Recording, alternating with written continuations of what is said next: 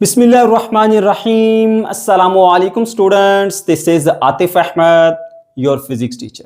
प्यारे बच्चों, आज की इस वीडियो में हम डिस्कस करने जा रहे हैं जी इंटरफेरेंस ऑफ माइक्रोवेव्स। बच्चों, इससे प्रीवियस लेक्चर्स के अंदर हम बात कर चुके हैं on the concept of interference कि इंटरफेरेंस क्या होती है, कैसे होती है, इसकी टाइप्स क्या हैं, किस टाइप के लिए क्या कंडीशन है। इसके अलावा हमने डिस्कस किया था interference in water waves, interference in sound waves, interference in light waves, और वहीं पर हमने यंग्स डबल स्लिट एक्सपेरिमेंट को भी डिस्कस किया था।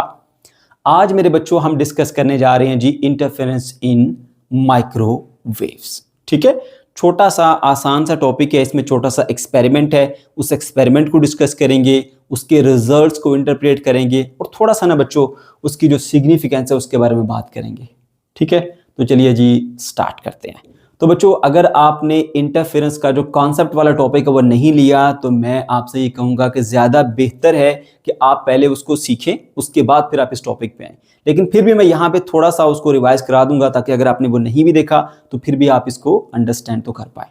ठीक है बेटा, तो सबसे पहले हम आ जाते हैं जी इंटरफेरेंस के ऊपर। इंटरफेरेंस होती क्या है बेटा? आसान अल्फाज में बताऊँ ना, इंटरफेरेंस का उर्दू में मतलब होता है मुदाखलत।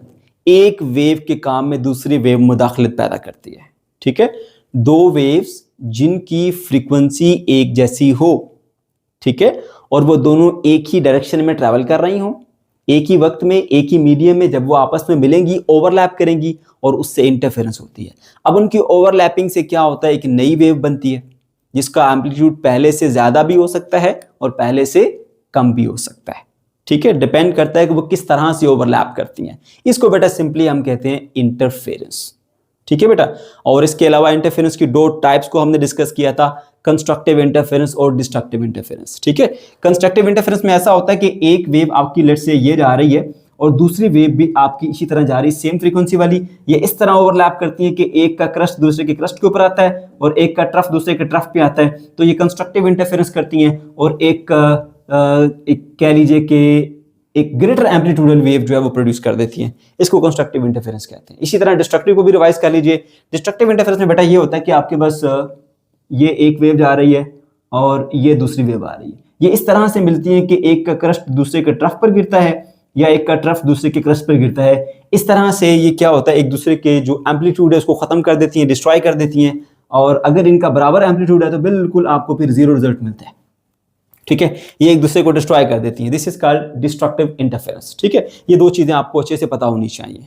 ठीक है मेरे बच्चों, इसके अलावा मैंने कंडीशंस भी बताई थी, वो भी चलें आपको बता देता हूँ कि अगर ऐसा हो कि दो वेव्स के दरमियान जो फेज डिफरेंस है, ठीक है, वो आपके पास 0 डिग्री का हो, ठीक है, कोई इनमें फर्क ना हो, यानी क्रस्ट क्रस्ट के ऊपर गिरे, ट्रफ ट्रफ पे गिरे, तो कंस्ट्रक्टिव इंटरफेरेंस बनती है। इसके अलावा अगर पाथ डिफरेंस के हवाले से बताऊं, एक्सप्लेन भी कर दूंगा यहाँ पर मैं पाथ डिफरेंस को, लेकिन थोड़ा सा बता देता हूँ आपको। पाथ डिफरेंस अगर 1 lambda, 2 lambda, 3 lambda, 4 lambda, 5 lambda हो तो फिर बच्चों हमारे पास कंस्ट्रक्टिव इंटरफेरेंस होगी। और अगर अगर अगर अगर अगर ऐसा हुआ कि पाथ डिफरेंस जो है वो कह लीजिए 1/2 लैम्डा या 3/2 लैम्डा या 5/2 लैम्डा इस तरह से होगा तो फिर डिस्ट्रक्टिव इंटरफेरेंस होती है। ये चीजें मैं फर्दर एक्सप्लेन करूंगा जब मैं यहाँ पर डायग्राम पे आऊंगा ना, ये मैंने इसीलिए बनाई है ताकि आपका कॉन्सेप्ट जो है वो यहाँ पे मैं पूरा कर सकूं। ठीक है बेटा, तो ये चंद चीजें थी जो आपको पहले पता होनी चाहिए। अब आ जाइए बेटा इसके इंटरफेरेंस के ऊपर, माइक्रोवेव्स की। तो यहाँ पर ये जो हमारा एक्सपेरिमेंट है ना, ये टू सोर्स इंटरफेरेंस को ना, उसका जो प्रोसेस है उसको एक्सप्लेन कर रहा होता है कि जब दो सोर्सेज होते हैं आपके पास, ठीक है, उनसे वेव्स निकल के आ रही हैं, वो जब ओवरलैप होते हैं और ओवरलैप होने के बाद यहाँ पे जो इंटरफेरेंस का फिनोमेना है वो होता है, वो किस तरह से होता है। ठीक है, तो ये वाला जो एक्सपेरिमेंट है ना बेटा, ये एक्सप्लेन करता है, इंटरप्रेट करता है किसको, टू वेव या टू सोर्स इंटरफेरेंस को। तो यहाँ पर मैंने एक पॉइंट मेंशन भी किया इस हवाले से, microwave can be used to demonstrate the two source interference. अगर आप टू सोर्स इंटरफेरेंस को अंडरस्टैंड करना चाहते हैं उसके लिए आप माइक्रोवेव्स का इस्तेमाल कर सकते हैं। ठीक है, टू सोर्स में क्या होता है कि देखिए आपके पास ये सोर्स है, एक ये सोर्स है, इधर से वेव्स आ रही है, इधर से वेव्स आ रही है, ओवरलैप करती है, इंटरफेरेंस होती है और आप उसको ऑब्जर्व करते हो। ठीक है बेटा, ओके। तो अब मैं आता हूं जी, पहले आपको थोड़ा सा एक्सप्लेन कर देता हूं, उसके बाद फिर ये जो नोट्स हैं उससे मैं आपको साथ साथ एक्सप्लेन भी करता जाऊंगा। ठीक है, जो चीज पहले ओवरव्यू देता हूं, कंसेप्चुअल ओवरव्यू, उसके बाद फिर उसको साथ साथ में लिखे हुए को भी एक्सप्लेन करूंगा ताकि आपने याद तो उसी को करना है ना, तो आपको याद करने में भी कोई प्रॉब्लम फेस ना करनी पड़े। ठीक है बेटा, ओके जी। होता क्या बेटा, यहाँ पर ना हमें चंद चीजें चाहिए इस एक्सपेरिमेंट के लिए, वो आपको पहले बता दूं। एक तो बेटा आपको चाहिए एक सोर्स ऑफ माइक्रोवेव जिससे माइक्रोवेव प्रोड्यूस होंगे, ठीक है, उसको हम बोलते हैं माइक्रोवेव सोर्स। एस से हम इसको डिनोट करेंगे, ये मैंने एस लिख दिया, ठीक है। ये मैंने इसलिए इसको सैंपल्स दिए ताकि जब यहाँ पर डायग्राम में मुझे पूरा नाम ना लिखना पड़े टाइम से वजह, आप भी ऐसा कर सकते हैं एग्जाम में, ठीक है।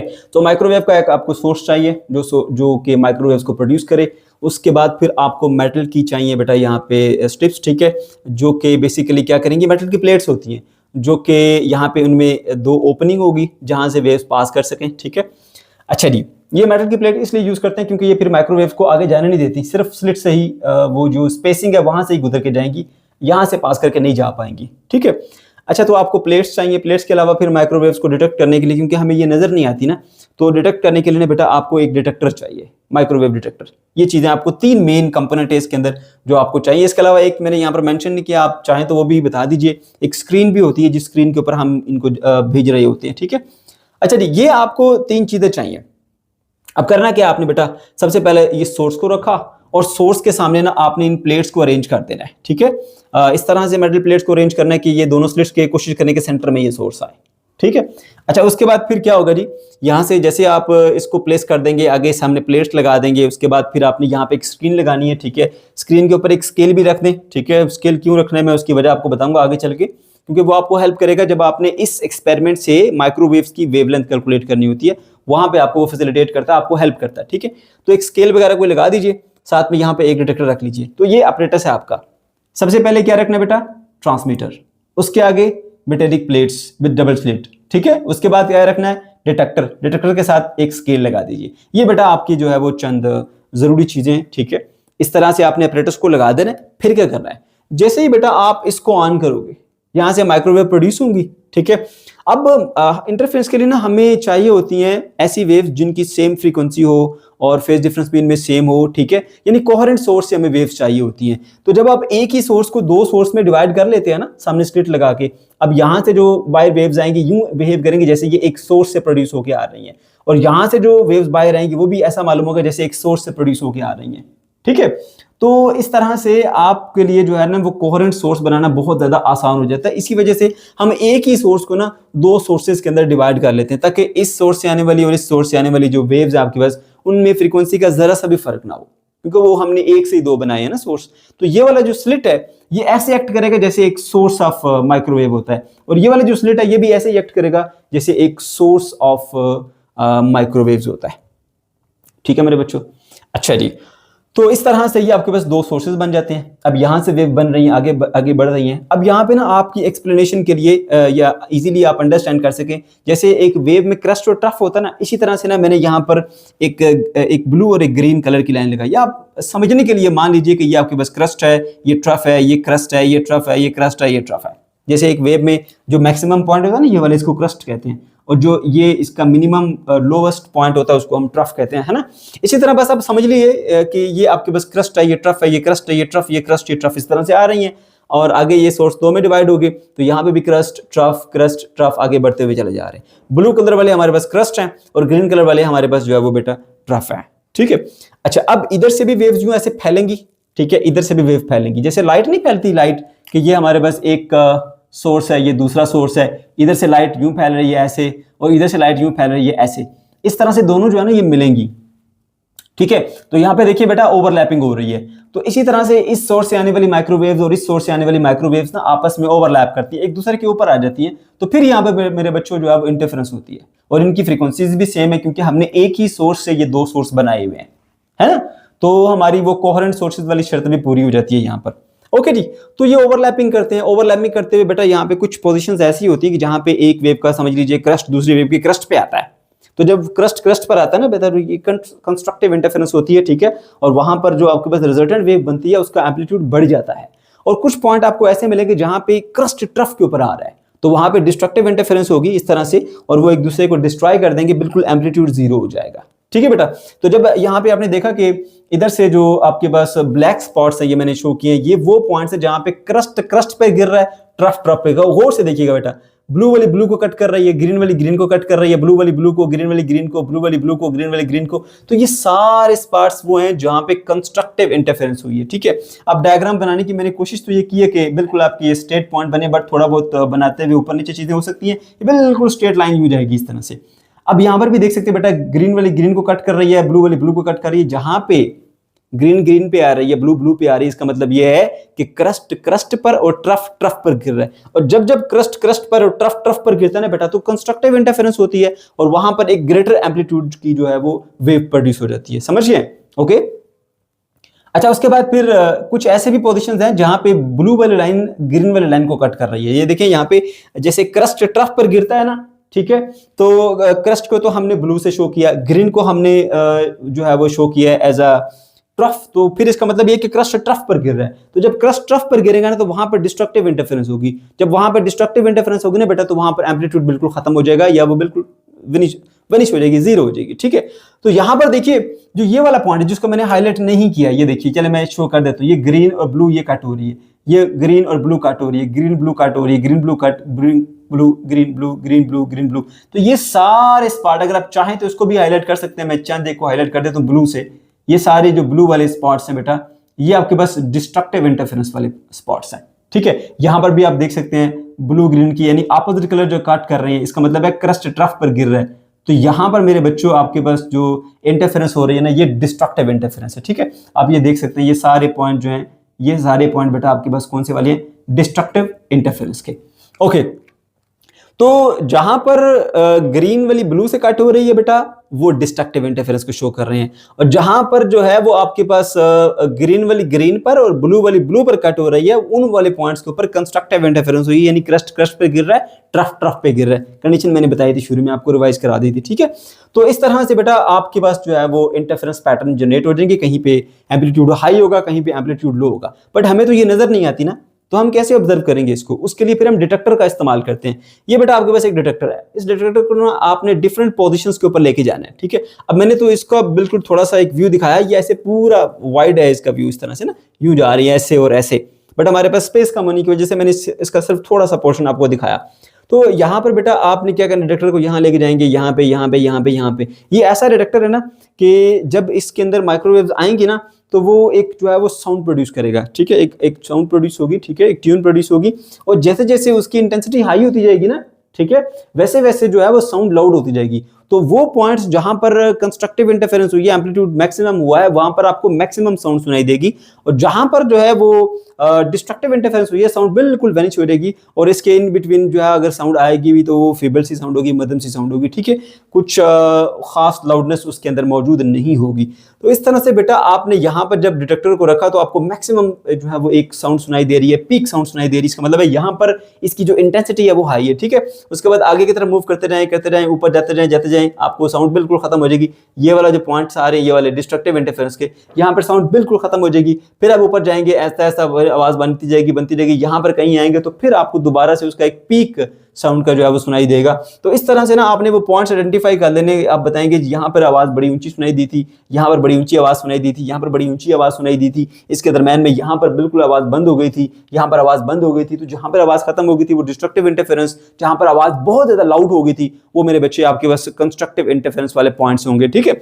ओके जी, तो ये हमने डिस्कस कर लिया, ठीक है। अच्छा, ये एक्सपेरिमेंट था। अब उसके बाद हमने आगे आना बेटा इसकी ऑब्जर्वेशन की तरफ बढ़ने से पहले जो आपको मैंने यहाँ पर लिखा हुआ उसको समझा देता हूँ, ठीक है। तो ये दो पॉइंट मैंने आपको बता दिए, हेडिंग लगाएंगे एक्सपेरिमेंट की, और उसके बाद एक्सपेरिमेंट में कौन कौन सा ऑपरेटर्स इस्तेमाल होगा वो बेटा आपके पास माइक्रोवेव सोर्स है, ये आ गया, माइक्रोवेव डिटेक्टर है, डिटेक्टर वो आ गया, और मेटल प्लेट्स विद 2 स्लिट्स, ये मेटल प्लेट्स विद 2 स्लिट्स हैं, वो हमने यूज कर लिए, ठीक है। फिर प्रोसीजर के ऊपर आएंगे। प्रोसीजर में क्या करना है, सबसे पहले अरेंजमेंट बताएंगे। Place metal plates with in 2 slits in front of the microwave के सामने 2 स्लिट्स वाली प्लेट्स रखनी है हमने, ओके। उसके बाद क्या है, and microwave detector behind the plates, इस प्लेट से पीछे फिर आपने क्या रख देना, माइक्रोवेव डिटेक्टर। अगर आप मजीद एक पॉइंट लिखना चाहते हैं तो लिख सकते हैं बेटा कि हमने एक स्क्रीन को भी यहाँ पर प्लेस किया हुआ है। अच्छा, उसके बाद फिर क्या बताएंगे, transmitter emits microwaves toward the slit which act as the new coherent sources. जैसे ही यहां से ट्रांसमीटर से वेव्स आएंगी इन स्लिट्स की जानिब, तो यहां से वेव जो है वो यूं निकलना शुरू हो जाएंगी और यहां से भी वेव्स निकलना शुरू हो जाएंगी। तो ये दोनों पॉइंट ऐसे लगेंगे जैसे ये दो सोर्सेज हैं। इसको मैंने S1 S2 से रिप्रेजेंट किया, ठीक है। तो ये बेटा दोनों point as a source act करेंगे, और क्योंकि ये एक सोर्स से ही हमने दो सोर्स बनाए हैं, तो यहाँ पर जो सोर्सेज मिलेंगे वो आपके पास टू वे में कोहेरेंट होंगे, ठीक है। Waves coming from these coherent sources overlap and interference produce, जहरी सी बात है, यहाँ से वेव्स आ रही हैं, यहाँ से वेव्स आ रही हैं, ओवरलैपिंग होती है, इनकी ओवरलैपिंग से यहाँ पर आपके पास जो इंटरफेरेंस का फिनोमेना है बेटा वो प्रोड्यूस होगा, ठीक है।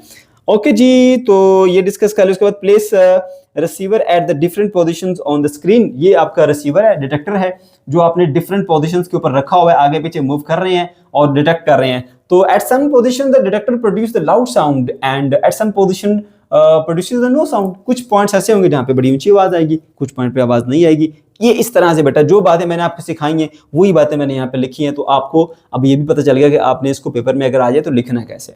उसके बाद आज मेरे बच्चों इसकी डायग्राम के ऊपर, डायग्राम जैसी मैंने बनाई है कोशिश करें वैसी ही बनाई।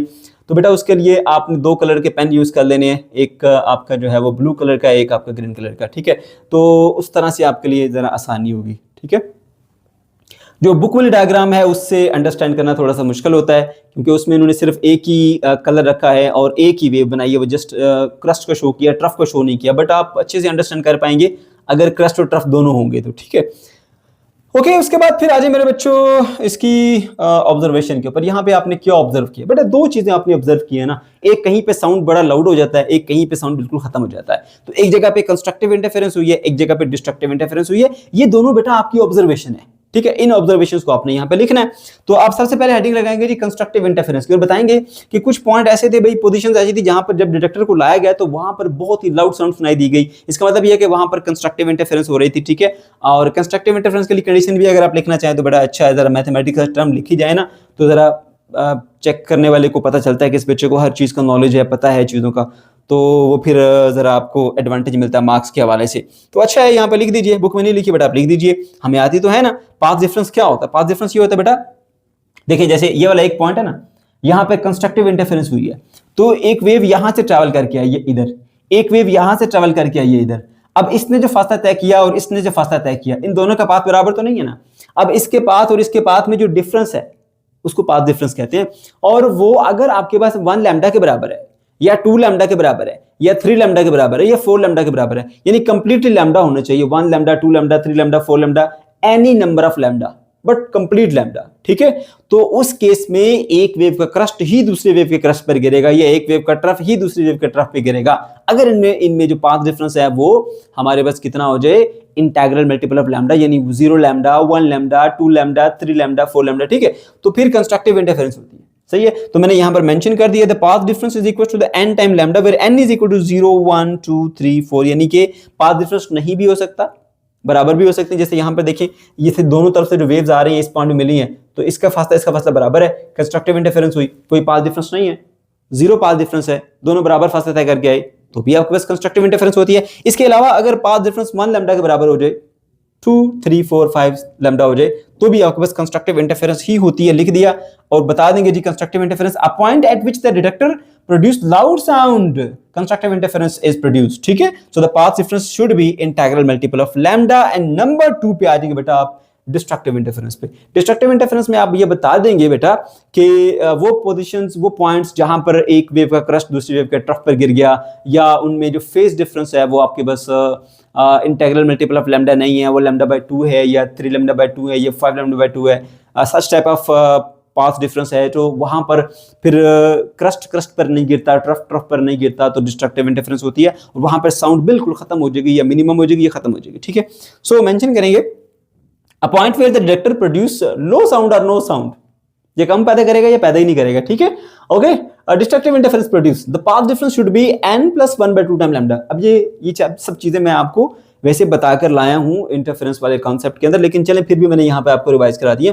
और मेरे बच्चों यहाँ पर जो n है उसकी वैल्यू जो है वो 0 भी हो सकती है, 1, 2, 3, 4, 5, 6, ठीक है, कोई भी वैल्यू यहाँ पे हो सकती है। आप पुट करेंगे तो आपको वैल्यूज क्या मिलेंगी, नहीं 0 नहीं, 1/2 लैम्डा, उसके अलावा 3/2 लैम्डा, इसके अलावा 5/2 लैम्डा, इसके अलावा 7/2 लैम्डा, इस तरह की वैल्यूज होंगी, तो डिस्ट्रक्टिव इंटरफेरेंस होगी और वहां पर साउंड सुनाई आपको नहीं देगा, ठीक है मेरे बच्चों।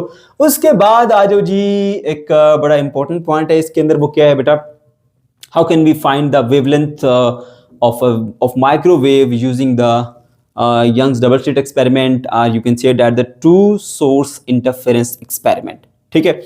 तो उसके लिए मेरे बच्चों आपको बता दूं कि भाई आप बड़ी आसानी के साथ माइक्रोवेव्स की वेवलेंथ को मालूम कर सकते हो। अब ये चीज़ें जो डायग्राम वगैरह आपकी बुक में नहीं बताई गई, ना ही उसमें फार्मूला लिखा गया, बट इसके बिना आप अंडरस्टैंड कर नहीं सकेंगे ना, उसने तो खाली लिख दिया, मगर हमें इन चीज़ों को एक्सप्लेन भी करना है, तो उसके लिए डायग्राम जरूरी है। अच्छा है कि डायग्राम लाजमी बनाइए, ठीक है। अच्छा चले जी, हमने यहाँ पर देखा कि भाई एक स्पॉट है, लेट्स से जहाँ पे आपको लाउड साउंड सुनाई दिया, उसके बाद कोई और स्पॉट है वहां पर भी लाउड साउंड जो है आपको सुनाई दिया। उन पॉइंट्स को ना आप हाईलाइट कर दीजिए, जैसे मैंने यहाँ पे हाईलाइट किया।